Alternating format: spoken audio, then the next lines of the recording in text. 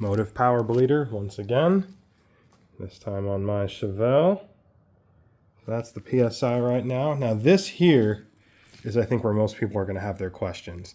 This is the Motive power bleeder double like GM reservoir setup.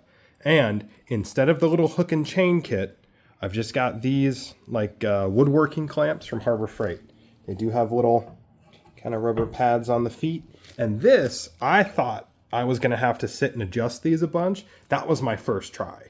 I basically clamped it down, tightened it up. I didn't even get it centered initially. I'm actually a little off.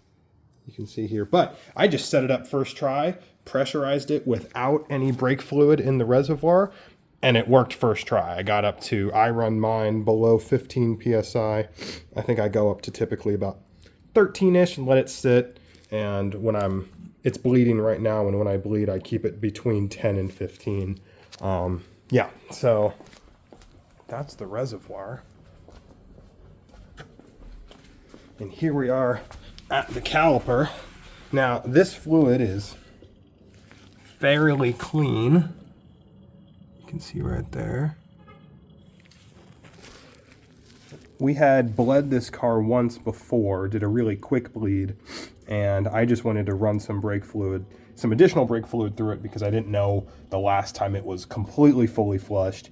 And I got a bunch of .4 Max from Prestone at a really good deal from the Advanced Auto that was closing down. So I thought, what the heck, why not try it? So this is coming out fairly clean, but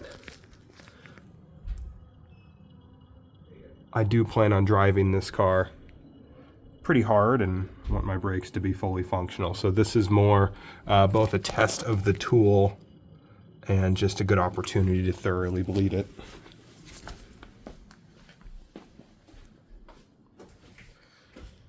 So again, the setup was very simple. I didn't even try the little chain kit.